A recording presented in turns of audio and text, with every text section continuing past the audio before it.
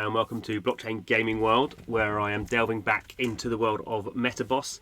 So I've done a few videos about Metaboss and now actually playing it. It's a kind of a weird game to play, but because it is like a very meta game.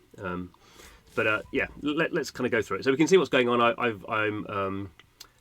There's two parts to the game actually. So the first part it runs on a weekly cycle. So the first part, Sunday to Thursday, you have to choose what team you want to be on. So there's one enemy team, and then there's three kind of factions of the opposing kind of goodie team. And depending on your NFTs you have in your wallet, your power works differently across these different kind of factions. So first you have to kind of choose which team you're going into, and then from Thursday, we're in Thursday now, so from Thursday onwards you kind of have these kind of set activities where the different factions, the three kind of good factions, try to defeat the baddies.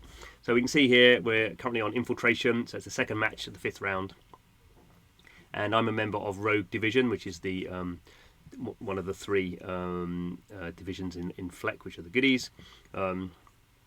Now, I've not been very good at actually voting for this, so we can see here. I should point out the game is still very early; it's still in beta, so this is it's still kind of quite a lot to kind of take in. So I have voted. You can see here.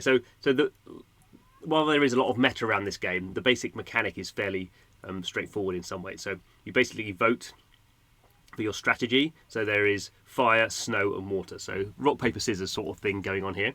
But Metaboss is trying to do lots of different things in terms of how you choose, what action you do. So it's thinking about, obviously, people owning NFTs from other games that they're using in this one. There's no NFTs associated with this game, at least yet. So you're using NFTs from other games to give you power. And then you have this idea kind of a DAO, I suppose. It's not really formulated as a DAO yet. But you have groups of people working together in a decentralized manner to come up with a kind of action. So I voted for Special Reconnaissance, which is strong against random patrolling but weak against increased surveillance. So the other side of this is the baddies, the Scourge. Actually, I pronounce it Scourge. Are voting. They have a similar sort of thing that they're voting for. So obviously, fire, snow, water.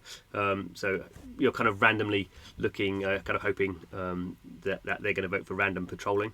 So each round I can choose the action. Each round I can also choose one type of action to help craft the world story and help the team win the prize. So whichever team wins the prize of the three goodie factions and the baddie faction, they get a prize. It starts to get complicated very quickly, but there's a bonus. Yeah, I'm not going to go into all that. So I can I guess, take individual action. So again, it's fairly simple. I like podcasts, so let's see if I can do that. So I've chosen. So I've taken like I've voted for an infiltration strategy, and I've also voted for an individual action. Now we have these power ups. So we have this idea of these things called frags. And frags are kind of a in-game currency. They're not cryptocurrency at all. If you want to, you can buy frags using fiat currency. You get a certain amount of frags to spend each week, depending on your NFTs as well. So I've already spent 12 frags, giving it a 15% bonus to my activity this round. And if I wanted to, I could vote for the enemy. So one interesting thing that I've not really got into with this game is obviously people could play both sides, or you could have you log into the game with a Ethereum wallet like MetaMask. But obviously, if you choose to move your NFTs around in between different wallets, you could basically play across all four factions and just try and kind of cause confusion. You could play equally between the three goodie factions. The one who kind of there's more rewards go to one of those factions, so you could kind of be in all the goodie factions and actually try and play them off against one another. There's lots of kind of game theory around this sort of stuff. So these are quite interesting. There's this one here. I can do it. I mean, I've got 19 frags. So mana burn. So I could give a bonus to all the NFTs from Decentraland. So mana is actually the currency in Decentraland.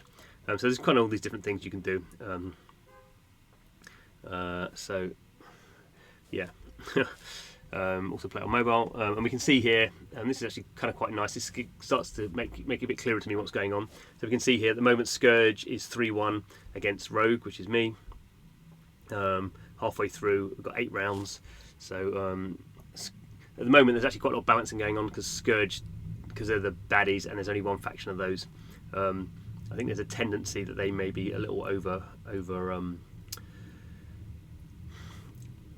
not overpowered in terms of kind of how the system works, but more people seem to be playing Scourge, the baddies, whereas if you want to play goodies, they're being that volume is being spread between 3 different factions.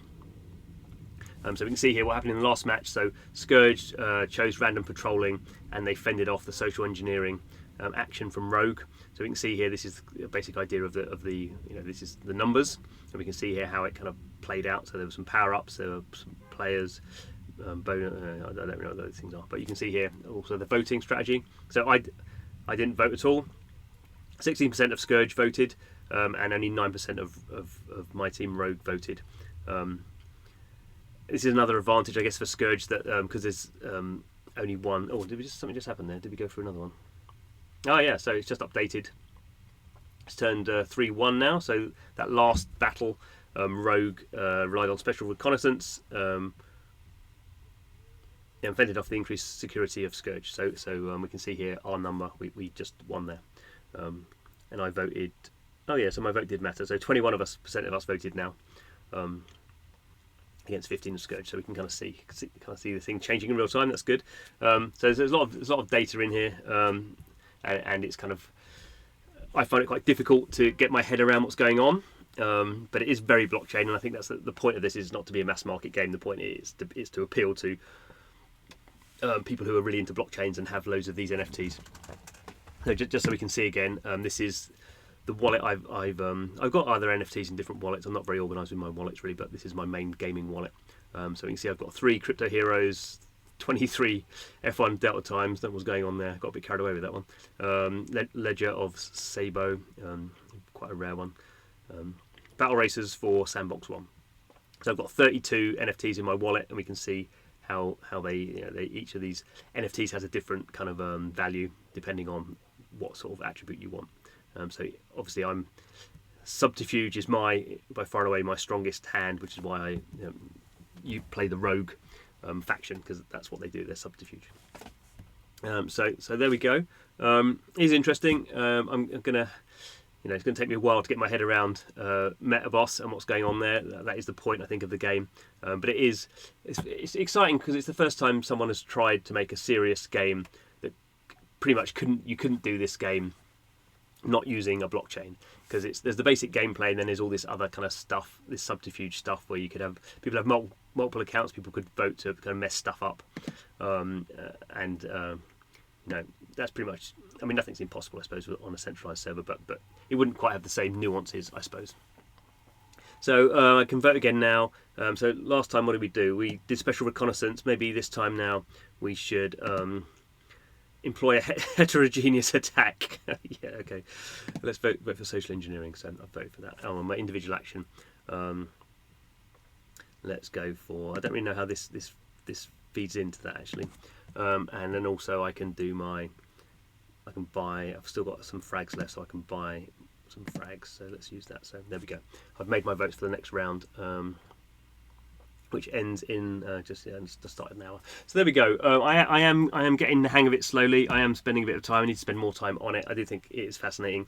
If you've got any game NFTs, very straightforward to play. All you have to do is go to the Metaboss Metaboss.gg website, and then log in with your Ethereum wallet and kind of take it from there. Really, there's no right or wrong, but it is interesting. So good. Thanks for watching the video. This is Blockchain Gaming World, where we dive into the world of blockchain games and slowly we work out what's going on. Maybe I think I'm going in the right direction. But anyway, I hope it's useful for you. And don't forget to subscribe if you are interested. But thanks for watching this video, and hope to see you again soon.